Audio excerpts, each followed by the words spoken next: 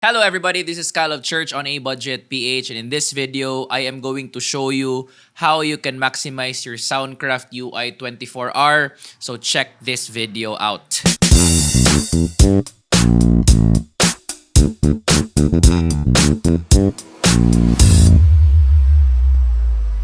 If you are new to this channel, please go ahead and lay your hands on that subscribe button so that you won't miss any video that I will be posting soon. And please click that like button below until it turns blue, and that will really help this channel. Okay, so Soundcraft UI24R, sikat na to na mixer ngayon. Probably meron kayo nito ever since we bought this nung 2018. We saw the rise to fame netong Soundcraft UI24R na to. And this is for a good reason kasi ganda kasi ng mixer na to talaga. It gives you the most inputs and outputs for this kind of wireless digital mixer na line.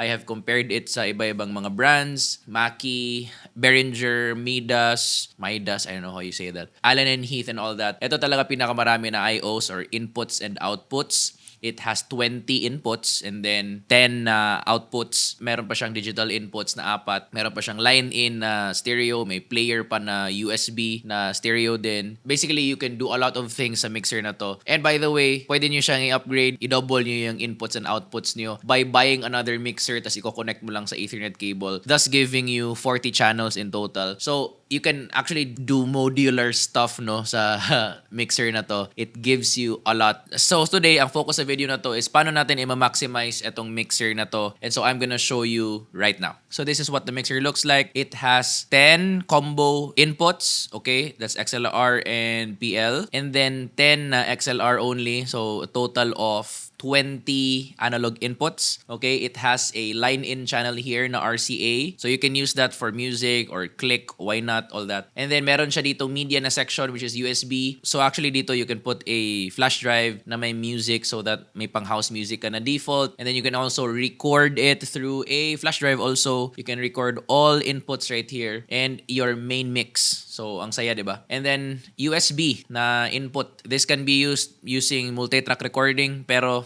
hindi naman ginagamit yung multi-track recording kasi meron siyang dedicated USB for multi-track recording. So in this video, we will use this for Ableton. So dito natin ilalagay yung click, cues, and then tracks. Okay? It has 8 auxiliary inputs. Ito yung default niya. Puro XLR yan. And then main, left, right, of course. So etong dalawang to are headphone outs. But in this video, we will make this auxiliary 9 and 10. So total of 10 na siya ngayon. 1, 2, 3, 4, 5, 6, 7, 8, and then 9 and 10.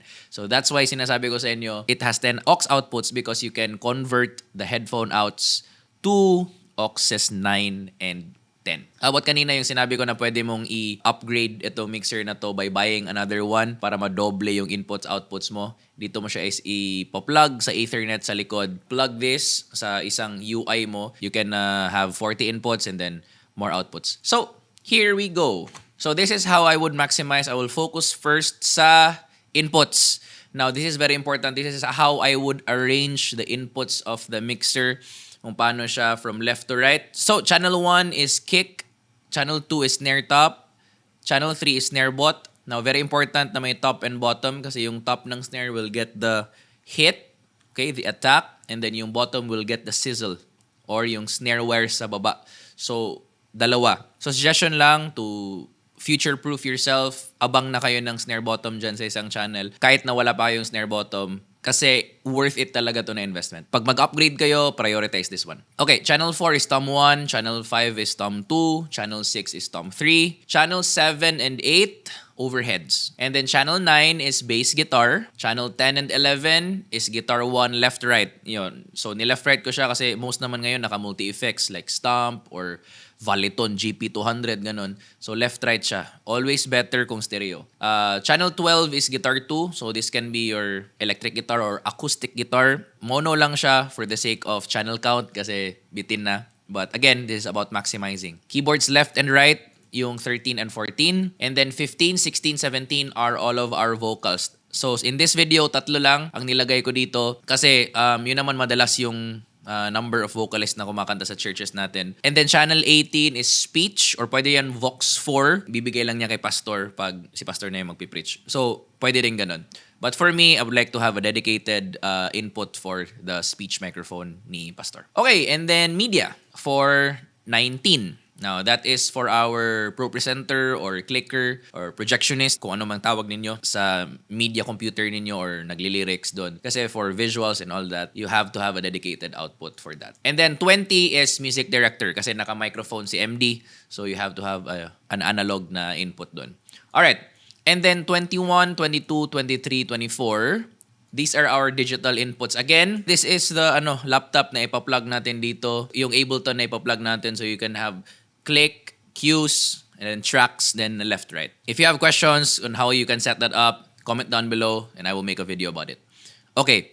And then line in, left, right. Okay, so etong line in, left, right, eto yung RCA kanina. May dedicated siya. And then player, left, right, eto yung USB kanina. Alright, so those are for our inputs. Dito naman tayo sa effects. Okay, how I arrange the effects.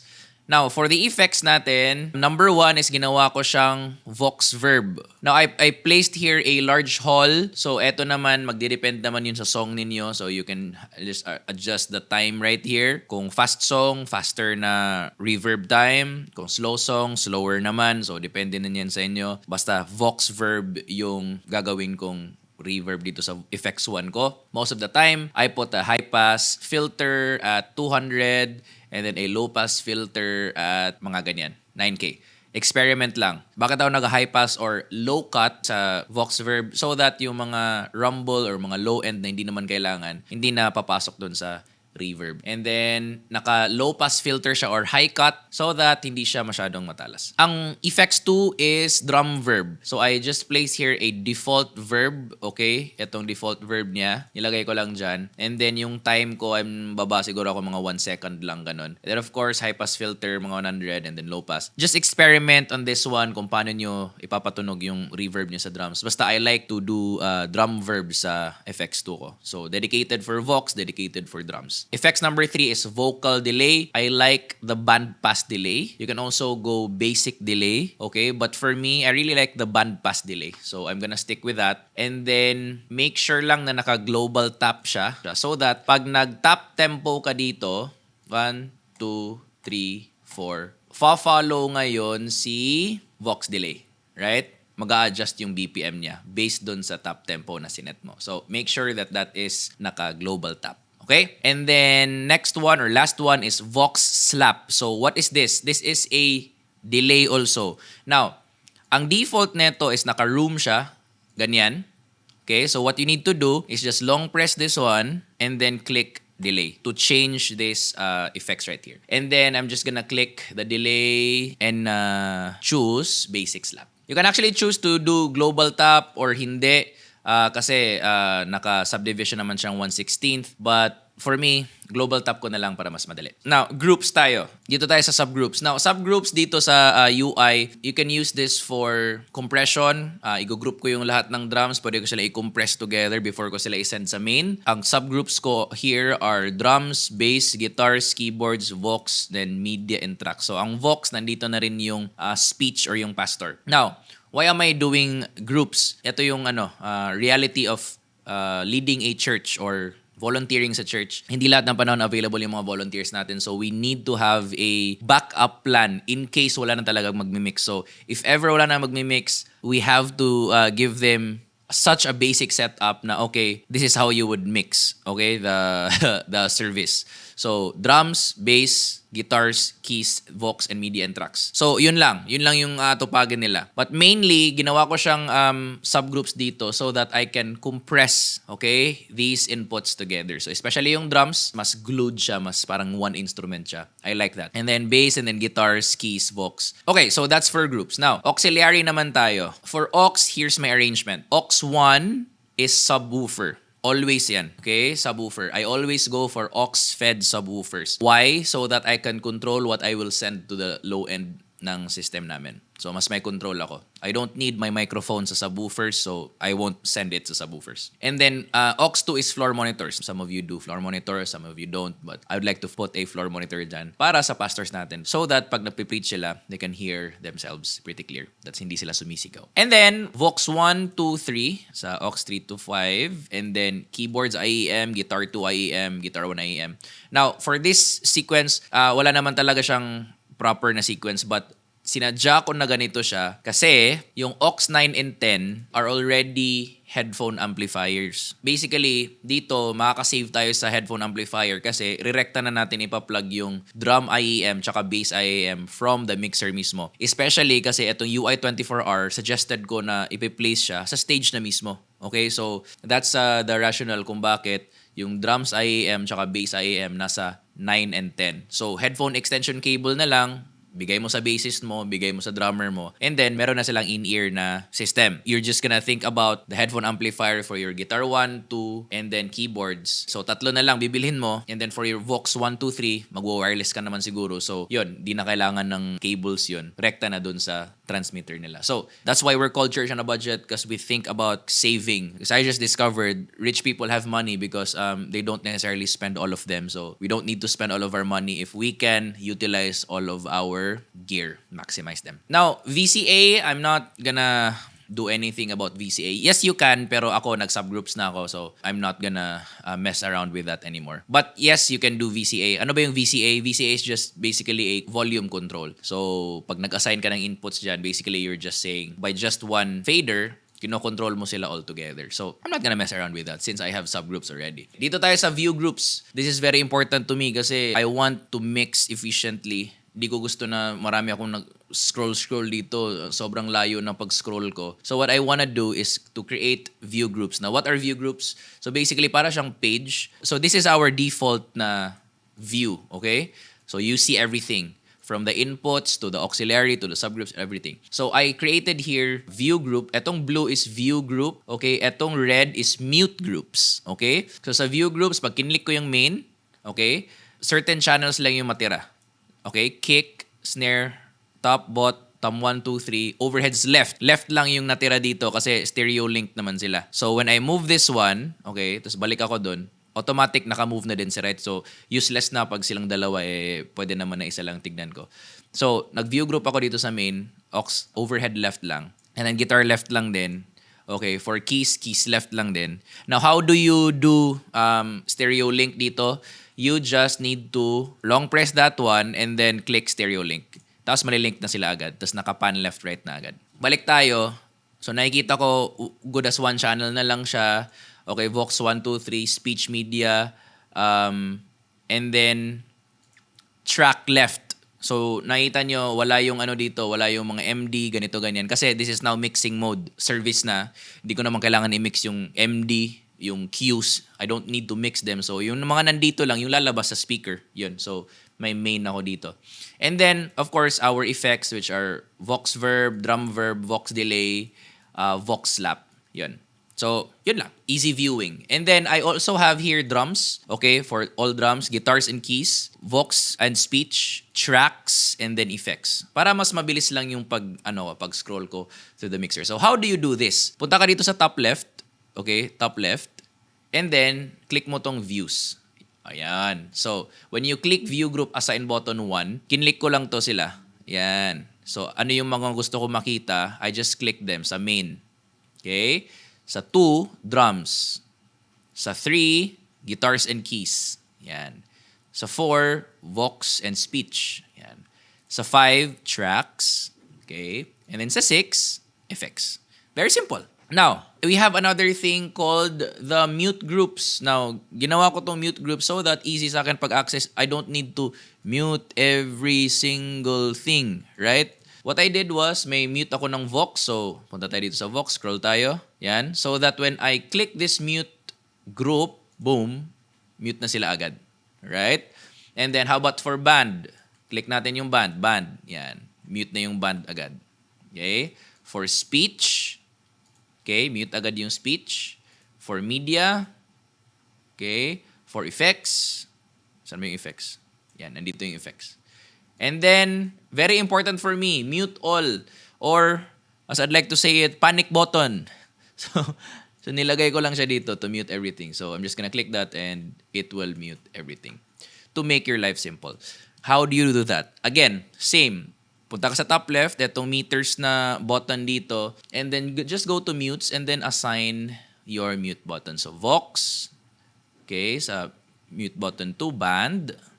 Okay, sinama ko pala yung tracks dito sa band kasi triggered naman yan pag may band. 3 is speech, 4 is media, 5 is effects, and then 6 is all. Yan yung panic button. Okay, now, for subgroups, paano ko ba sinetup tong subgroups? It's the same thing. Dito pa rin sa meters na section, punta sa subs, and then assign everything. Drums, 2 is bass, 3 guitars, 4 is keys, 5 vox, and then 6 media/tracks. Yan. So, that's what I did. Para easy na lang sa atin. Okay, now, this part right here is maximizing your mixer as speaker management system. So, eto ginagawa ko, minamaximize ko siya, ginagawa ko siyang crossover. So, kung may subwoofers kayo, which I highly recommend, you have to do this. Kahit nga wala you still have to do this to protect your system. I like to put a high-pass filter dito sa mains ko. So, that means I'm gonna remove all of the lows, okay, from the mains kasi isisend ko lahat ng lows dun sa subs. So, how am I gonna do that? Yung master ko, punta ko sa master, punta ko sa EQ, and then I'm gonna put a high-pass filter here at 70. Right? Yan yung default ko. Maybe sa system nyo, 80, 90, 100, depende na sa inyo. But for me, what works best for me is 70 across all of the systems I have tried. Ang ganda talaga pag 70. Now, let's go to the aux sends, subwoofer. Okay? Double-click natin tong subwoofer. And then, kabaliktaran naman. Low-pass filter naman sa kanya. So, i-crossover natin siya at 70. So, nakaganon sila. So that mains will take care of the mid and the high, and then subwoofers will take off the sub-lows and lows, hence 70 below siya. Now, let's go to all of the remaining outputs na nandito. Please put a high-pass filter sa floor monitors ninyo. You don't need low-end sa floor monitors. Right around 60, somewhere there, siguro 70. You don't need a lot of low ends dito. Kasi additional noise lang yun sa stage ninyo. I like to put, a high-pass filter sa floors ko. Maybe 60. Kung ayaw nyo na masyadong mataas. Ganon. Very important. Now, let's go to Vox 1, in-ear monitor. Okay, for in-ears, we would like to protect our in-ear monitors by putting high-pass filter. Ako, I'd like to put it at 40 Hz. Why? Kasi yung frequency response naman ng mga in-ears natin, hindi siya nagpo-produce ng mga sub-lows talaga. So, remove that from your in-ears. Also, protect your gamit para mas tatagal yun. So, ayun. 40 Hz. And then for low pass filter, you can actually put until 18 na kilohertz. That's barely noticeable when you're in your live setup naman. So 40 Hz low cut and then 18 kilohertz high cut. So just do that for all of your in-ear na outputs and thank me later. So that is how I would maximize the UI24R. This is not meant to be a mixing course. Kung gusto nyo ng mixing course, I already did that. Click this button right here. This is meant to help you maximize your mixer, the UI24R. And kahit na hindi ka UI24R user, you know what? This still can help you. Thank you for checking this video out. If you have found value in this video, natulungan kayo ng video na to in whatever way, then lay your hands on that subscribe button so that you won't miss any video that I will be posting soon. And click that like button below until it turns blue to show your appreciation. This is Kyle of Church on a Budget PH that aims to help churches become efficient and effective. See you guys in the next video. Peace.